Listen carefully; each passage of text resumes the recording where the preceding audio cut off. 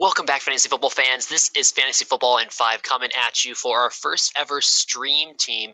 And for those of you that didn't get to listen to our podcast over the last 2 weeks, we have been becoming a little bit more interested in putting out something on our YouTube channel for you guys to help you guys in a weekly format in terms of regular fantasy and different guys you can pick up and drops, kind of like our waiver wire ads and drops that we have on our podcast. But this is an entire team starting lineup of our from quarterback all the way down to kickers and defenses in terms of just guys who should be available in most of your leagues. We're not guaranteeing that in every league they'll be available, but in most leagues, these guys will be available. You can pick them up, put them in your lineup, and they should perform well for this specific week that we have them in our stream team. So this was a fun idea that we decided to bring up, and it will be a weekly reoccurring segment here on our YouTube channel for you guys to always come back and listen to and get a good idea of who you should bring up and add to your team from week to week. So I'm going to throw this thing over to Parker, though. My name is Taylor, and we're going to start this thing off. Hey, thanks, Taylor. So this week we are really excited for our stream team. We're going to start off hot and heavy with the quarterbacks here. We got Teddy B, the good old Teddy Bridgewater. He has a great matchup against Jacksonville this week, and really the entire Broncos team could feast this week. He really solidified why he was a starter over Drew Lock last week. You know, this Jaguars defense is horrible. They got burnt by Tyrod Taylor, and you can see here he's available in nearly 90% of ESPN leagues. He's only rostered in about 12. So he's out there. Go stream him this week against the Jaguars. Yeah, considering the fact that the Jaguars this week, really last week, they started off the season a lot worse than people expected, I think. I think they expected the secondary to perform better than it did last year, and I feel like it almost performed worse than it did last year, which is crazy to think about because last year's Jaguars defense was just terrible. Can't get much worse than that. And they really haven't gotten better from what I've seen. So maybe it's just going to take a couple of weeks for them to get informed, but take advantage this week with Teddy B. All right, moving on. We have two running backs here. We'll start with Jamaal Williams, who basically played 1B to DeAndre Swift last week. This was a really interesting guy to watch because he came over from the Packers, who he faces this week. Taylor, this was your game of the week in our podcast. Jamaal Williams, what does he mean to you this week? So the way I see Jamaal Williams is I think he got more, I don't know if you want to call it just overall use or just specifically the carries and work out of the backfield as a receiving back than anyone probably expected in week one. And I think they're going to continue to utilize him because it worked pretty well. And that's the thing. They want to, considering the fact that the Lions don't have a lot of weapons, they're going to try and utilize every little piece that was working in week one and do it again against the Packers, who looked pitiful against the Saints, which, by the way, as a Vikings fan, I was loving that all day long. But personally, I think that Jamaal Williams could have an interesting week this week because there's always a chance that DeAndre Swift, being that he's not necessarily I won't call him an injury-prone back yet, but he is a back who could be injured, and Jamaal Williams could get all the carries from here on out. And until I see otherwise, I think Jamaal Williams will stay as a feature back in this offense from week to week. Yeah, the way Jared Goff and Dan Campbell decided to use both backs was really interesting, but Jamaal Williams is still a free agent in about 22% of leagues. So go ahead, go find him. He only finished behind Christian McCaffrey. It was Christian McCaffrey as 1, Jamaal Williams is 2. And for a backup running back to finish as 2, I'm very impressed. So we're going to move on to our third player, second running back. This is Kenneth Gainwell, the rookie for the Philadelphia Eagles. Yeah, so Kenneth Gainwell, I was a little surprised with the fact that he essentially stole Boston Scott's role in this offense. And it's something that I wasn't necessarily expecting because Boston Scott, I thought, would probably be there for this season and maybe even a season or two after this, just because he's been on the team for a little while and he's consistently found a role in that offense from year to year.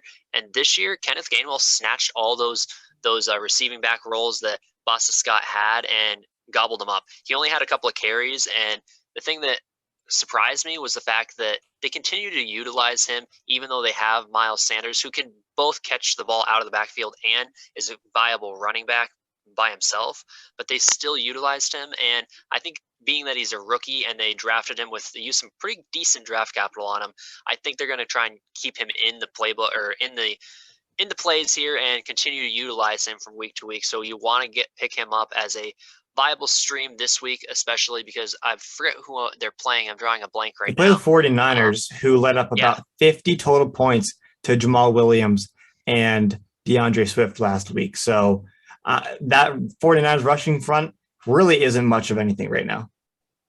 Exactly, and that's a perfect reason for you to pick up Kenneth Gainwell this week. It's going to be a great start for him. All right, moving on to our first receiver, Taylor. KJOsborne wearing the purple and gold. Does he have another good week? See, the way I see KJOsborne is for years the Vikings have had a 1-2 punch at receiver, and that's about it. They have never really had that third receiver they can count on ever since the years that they had Sidney Rice, Bernard Berrien, and Percy Harvin. That was the last time they had three good receivers, okay? And that was when Brett Favre was there. So that was a little while ago. And I think this is an opportunity this season, especially considering in week 1, KJOsborne had the same amount of targets as Justin Jefferson. And he did a lot more with his targets than Justin Jefferson. He was the type of role player like a Tyler Boyd was in previous seasons, where he utilized his shiftiness as a slot receiver, caught those underneath balls and tried to make something happen with them. And if he's getting a lot of catches in PPR leagues especially, he is a viable source, considering the fact that Kirk Cousins is going to be under a lot of pressure, and especially this week going up against the Cardinals, who, in my opinion, the Cardinals are going to feast on Kirk Cousins this week. So his dump-off option is going to be KJOsborne this week. So look for Osborne to put up really good numbers, especially considering the fact that the Cardinals don't have the best secondary right now. They have a decent secondary of veterans, but they don't have one of those speedy corners who they can necessarily pair up on KJOsborne, because they're going to want to utilize the speed to rather try and shut down Justin Jefferson than Osborne. So I think Osborne's going to feast this week as the third receiver. Yeah, I don't think the Cardinals are going to mind giving up the 3-yard routes to KJOsborne, but if it happens 8 to 9 times and you start him, that's gold for you. He's available in 99% of ESPN leagues. So he's essentially available everywhere. You got to go stash him at least. If you don't start him this week, at least put him on your roster and see how it goes. All right, moving on to our second receiver here is Tim Patrick, one of Taylor's favorite receivers out there in Denver. Now, yeah, he's one of my favorite receivers because he's just a big-bodied receiver. Other than Cortland Sutton, right now with Jerry Jeudy going down, Tim Patrick, that opens an opportunity for him. What do you like about Tim Patrick, Parker? I like he's very trustworthy. You know, he's a guy where if you throw the ball to him, he's going to give you 110% to go catch it. He finished 4 grabs on 4 targets last week for 39 yards and a score. They're not huge numbers, but as a third, even fourth option, potentially in that offense behind KJ Hamler, this guy is really good. Now, like I said, they're going up against Jacksonville, who, like I said, Tyrod Taylor looked like Pat Mahomes last week. Brandon Cooks looked like Jesus Christ reincarnated against this Jaguar secondary. So Tim Patrick is going to put up good numbers. He's available in about 88% of ESPN leagues. So I stashed him in our listener league, actually. I ended up dropping Nico Collins. It pained me to do, but I had to do it. Tim Patrick is going to be more fantasy relevant for me today than Nico Collins would be. So go grab Tim Patrick if he's available. And then a lot of people forget that Tim Patrick last year actually was pretty viable down the stretch. He had the entire season, he was probably the number 1 receiver out there for Denver last year because of the Cortland Sutton injury early in the season. And he essentially tried to fill that Cortland Sutton role, which was pretty nice, in my opinion. A lot of people don't really know what he did last year because he didn't have those 20, 30-point games, but he was consistently hovering around that 10 to 12-point range and occasionally would get into the teens, 15, 16 points. So that's definitely viable for a guy who, you know, you're going to get at a discount. All right, Taylor, moving on to tight end here, we got the trusty veteran Jared Cook. Now, before you realize what Jared Cook did last week, just remember this week, he plays Dallas. Gronk was the number 1 tight end in fantasy world last week. And in my mind, Jared Cook is just as good as Gronk. He's coming off an 8-target week and is definitely going to have more productivity against Dallas this week. I'm a huge Justin Herbert guy. I've been saying it the entire season. Taylor, you're more of a Jared Cook fan than I am. So what does he bring to the table? I love Jared Cook because no matter where he goes and no matter who is throwing him the football, he is consistently catching passes. He's one of the better receiving threats at tight end over the last decade that people probably don't even realize. He has consistently put up numbers between the Raiders, the Saints, and now he's going to put up numbers with the Chargers and Justin Herbert, because I also believe in Justin Herbert, just like you. And I think that this week against Dallas is Justin Herbert's coming out party for this season, and Jared Cook is going to help him along the way because he's going to be a safety blanket along with Austin Eckler this week. And considering the fact that the Dallas Cowboys don't have anyone who can cover tight ends, clearly, as we saw in week 1, as Gronk just ate them up and down the field. It didn't matter. Gronk was really slow. It looked like he was running in quicksand, and it didn't matter. Jared Cook is a more athletic tight end at this point in these guys' careers. And so I think Jared Cook is going to have even more production than obviously Gronkowski did. He might not have as many touchdowns. I think he could see 1 touchdown, but he's going to be consistent for you. Yeah, that's what you need, especially from the tight end position in fantasy. It's been really tough to sort of diagnose that position of late. So maybe Jared Cook is the antidote. Moving on, got the flex. Now our flex specs is sort of combining here with this segment. So get the best of both worlds here. Marvin Jones Jr. Fantasy gold. Yeah, I love Marvin Jones every single season. He is the one receiver, no matter where he goes, no matter what team he's on, no matter who's throwing him the football, I always draft him because he always does better than his ADP. It doesn't matter if he could be drafted as the number 1 overall player and he would still somehow outscore his projection, okay? Because that's just the way that Marvin Jones is season to season.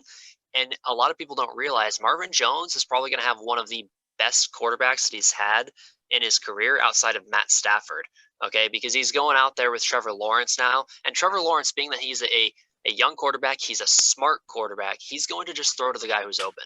And he's going to know that when push comes to shove and he needs to try and make a play, who is he going to go to? He's going to go to the guy that he trusts. And Marvin Jones right now seems to be that guy. Other than Laviska Shenault, who did have 10 targets, he was, I think, number 2 in targets on the team. And he got way more, well, I shouldn't say targets. He got way more production with his targets than DJ Chark did. DJ Chark had 12 targets, but only had 3 receptions. Marvin Jones had less targets, but had a lot more receptions and did a lot more with those targets. Marvin Jones is the man you want out of this Jacksonville Jaguars offense in terms of the receiving core. He's going to put up points, and he's a red zone threat. He consistently scores touchdowns every single year. And I think that that's not going to change this season because now he's got a viable, intelligent quarterback throwing him the ball, and he's going to be probably the number 1 threat on this team, in my opinion. Taylor, you mentioned how Trevor Lawrence throws to his open targets. His open targets were wearing blue and red last week. So he threw 3 picks. But, I mean, it's a rookie's first game. You can't expect perfection. But I agree with you. Marvin Jones is much more viable fantasy asset than his counterparts in the wide receiver room. So he's a guy who's available in about 17% of leagues, a little bit more rostered than others. But if he's available, you got to go get him. Moving on to the defense now, we've got the New England Patriots against the measly New York Jets. It's going to be another AFC East beatdown this week. And Taylor, I said on the podcast, I'm predicting a defensive touchdown. Interesting. A defensive touchdown. That's something that I honestly don't disagree with because I think that the Patriots have the defense this year as they did previously. And like think of the early to mid 2000s Patriots defense. I think we're going to get something like that from Bill Belichick and company because Belichick knows that he's going to rely on something that is not the quarterback position this year because he tried that last year, didn't work. And I think now he's going to start moving on towards relying on the defense. And I think it's going to provide a lot of fantasy points for people because going up against a rookie quarterback in Zach Wilson, who did okay, not great against Carolina. Turnovers. And so I think that he's going to continue to struggle against a better defense. Carolina's defense is mediocre at best, and the Patriots are much better. They have one of the best shutdown corners in the game in Stephon Gilmore. So I expect a lot of points from this Patriots defense, considering the fact they put a lot of money into this defense in the offseason. That they did, and they are available in about 21.5% of all ESPN leagues. They came off an 8-point outing last week against the Dolphins and a 1-point loss. So I'm expecting the Patriots to bounce back. And we're going to round this up with kicker. And yes, it's another Denver Bronco. I'm not trying to beat a dead horse here, but the Jaguars are no good. All right, we got Brandon McManus here, who's got just a gigantic leg. What's he going to do this week, Taylor? He had 9 points last week. I think Brandon McManus has his first double-digit point outing this season right here against the Jaguars, because even if Teddy B is unable to finish off drives, I'm sure that he's going to be able to get into the red zone and into field goal range at the least. So I think McManus is going to have a busy day, if nothing else. I think he'll have at least 2 or 3 field goals and a couple of extra points along the way, and that's easily enough to get you double-digit points, and that's all you can ask for from your kicker position. Yeah, last night we saw Graham Gano put up 23 fantasy points as a kicker. I don't know if McManus will reach that status this week, but hey, that'd be great to see. And if you do, and you pick him up and he gets you 20 points, you can say, Fantasy Football in 5 told me so. So, exactly. Taylor, that will round up our first ever stream team video. Any final words? My final words are, make sure to go follow us on all of our socials and everything. We also have our podcast, so obviously that's where you're going to get all of our information. This is just a tiny little bit of the information that we provide to a lot of listeners. We normally have about an hour-long podcast from every single week that goes down through all the positions, starts, sits, all the good stuff. And go check that out. We can be found on Apple. Obviously, you can also find us on Spotify and any other place you can find podcasts. And then on top of that, I also want to shout out, obviously, our fans who have been probably with us on the YouTube channel for a while, because we are coming back and we're coming back strong. So thank you guys for sticking through, and I'm excited to get this season off on the right foot. All right, Taylor. Well, thank you for joining me once again. This was the first Fantasy Football in 5 stream team episode. We welcome you back to our YouTube channel, and we welcome you anyways if you're just joining us for the first time. So we hope to see you next week for another stream team episode. Go check out our podcast where you can find all of our starts and sets. Have a great football Sunday.